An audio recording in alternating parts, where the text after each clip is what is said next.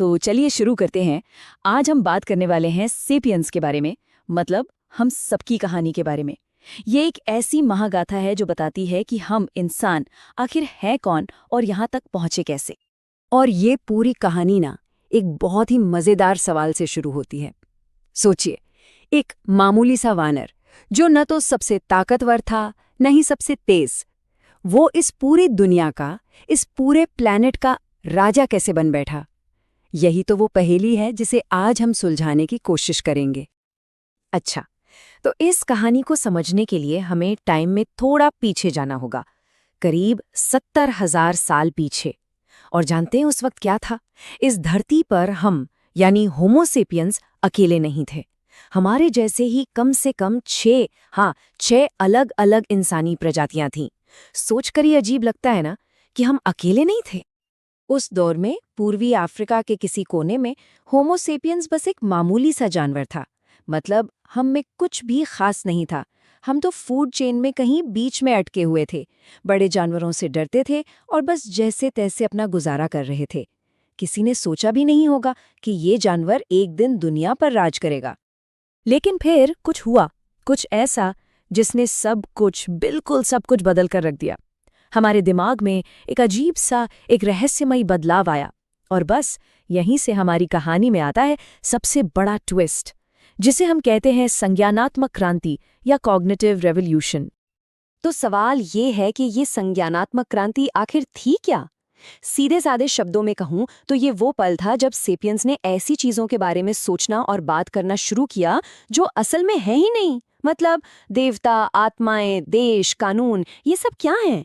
ये सब हमारी कल्पना ही तो है। और यही थी हमारी सुपर पावर, कल्पना की शक्ति। और इस नई सुपर पावर से मिला क्या? खैर, अब हम लंबी चौड़ी कहानियां गढ़ सकते थे, एक दूसरे के बारे में गॉसिप कर सकते थे, और सबसे बड़ी बात, हम सब मिलकर एक ही कहानी पर, एक ही झूठ पर विश्वास कर सकते थे। और इसी विश्वास ने हजारों लाखों अजनबियों को एक साथ जोड़ दिया, एक टीम की तरह काम करने के लिए। बस फिर क्या था? कल्पना का ये नया हथियार हाथ में आते ही सेपियंस ने अफ्रीका से बाहर कदम रखा और पूरी दुनिया पर छा गए। चाहे बर्फीले पहाड़ हों या घने जंगल, वो हर जगह पहुंचे और हर जगह अपनी एक अलग ही छाप छोड़ दी। तो जब आमना सामना हुआ दूसरी इंसानी प्रजातियों से, जैसे कि निएंडरथल, जो हमसे कई ज्यादा मजबूत थे, तो क्या हुआ होगा? देखिए, हमारा असली हथियार हमारी बॉडी नहीं, हमारा दिमाग था, हमारी कहानियां थी। हम हजारों की तादाद में मिलकर लड़ सकते थे, प्लान बना सकते थे, जबकि वो बेचारे छोटे छोटे ग्रुप्स में ही रह गए। और नतीजा बहुत साफ था और शायद थोड़ा कठोर भी। देखते ही देखते इस प्लैनेट पर सिर्फ एक ही इंसानी प्रजाति बची, और वो थे हम, होमो सेपियंस। ठीक है, तो ये तो थी पहली क्रांति। अब चलते हैं कहानी के दूसरे बड़े मोड़ पर। शिकार करके और फल फूल इकट्ठा करके जीने के बाद हमने खेती करना सीख लिया। इसे हम बड़े गर्व से कृषि क्रांति कहते हैं। लेकिन हरारी कहते हैं कि ये शायद इंसानियत का सबसे बड़ा धोखा था, एक बहुत बड़ा जुआ और शायद एक बहुत बड़ी गलती। इस बात को ये लाइन बहुत अच्छे से समझाती है। हम सोचते हैं कि हमने गेहूं को पालतू बनाया, है ना? लेकिन हरारी कहते हैं कि असल में गेहूं ने हमें पालतू बना लिया। सोचिए, क्या सच में ऐसा नहीं हुआ? गेहूं ने हमें एक जगह टिककर रहने पर मजबूर कर दिया, दिन रात अपनी सेवा करवाने पर मजबूर कर दिया। है ना सोचने वाली बात? हरारी इसे लग्जरी ट्रैप कहते हैं, यानी विलासिता का जाल। वादा तो ये था कि अब खाने की कोई कमी नहीं होगी, लेकिन इसकी कीमत क्या चुकानी पड़ी? पहले से कई ज्यादा मेहनत, नई नई बीमारियां और एक ऐसा समाज बन गया जहां कुछ लोग ऊपर और ज्यादातर लोग नीचे थे। हमारी आबादी तो बढ़ गई, पर क्या हमारी जिंदगी बेहतर हुई? ये बहुत बड़ा सवाल है।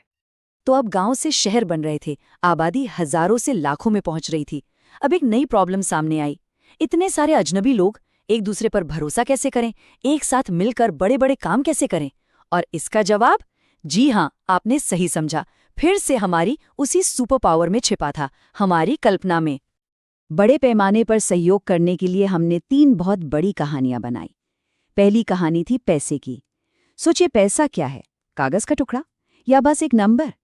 पर हम सब मानते हैं कि इसकी वैल्यू है। दूसरी कहानी थी धर्म की, जिसने लाखों करोड़ों लोगों को एक जैसे नियम और विश्वास दिए। और तीसरी कहानी थी साम्राज्यों की, जिसने अलग अलग लोगों को एक झंडे के नीचे एक पहचान दी। ये तीनों, पैसा, धर्म और साम्राज्य, असल में हैं क्या? बस हमारे दिमाग में बसी हुई पावरफुल कहानियां। और अब हम पहुंचते हैं कहानी के सबसे नए और शायद सबसे धमाकेदार चैप्टर पर, वैज्ञानिक क्रांति। पिछले बस 500 सालों में हमने एक बिल्कुल नई कहानी पर यकीन करना शुरू किया। ये कहानी इस बात को मानने की थी कि हमें सब कुछ नहीं पता, और इसी सोच ने खोज का एक नया दरवाजा खोल दिया। और इस क्रांति की जो रफ्तार है ना, वो तो बस होश उड़ा देती है। शुरुआत हुई ये मानने से कि हम अज्ञानी हैं, और देखते ही देखते कुछ ही 100 सालों में हम चांद पर पहुंच गए। और आज तो हम जिंदगी के कोड के साथ, डीएनए के साथ छेड़छाड़ कर रहे हैं। कमाल है ना? और ये सब हमें उस एक बड़े सबसे जरूरी सवाल पर लाकर खड़ा कर देता है, जो हरारी अपनी किताब में बार बार पूछते हैं। हम पहले से कहीं ज्यादा ताकतवर हो चुके हैं। हम भगवान की तरह चीजें बना सकते हैं, मिटा सकते हैं, पर क्या हम पहले से ज्यादा खुश हैं? क्या इस सारी तरक्की से हमें सुकून मिला है? और सच तो ये है कि इस सवाल का जवाब किसी के पास नहीं है। हमने बेहिसाब ताकत तो हासिल कर ली है, पर हम आज भी अपनी जिम्मेदारियों और अपनी खुशी के मतलब को लेकर उलझे हुए हैं। सेपियंस की इस कहानी का अगला चैप्टर क्या होगा, ये कोई नहीं जानता। ये कहानी अभी बाकी है।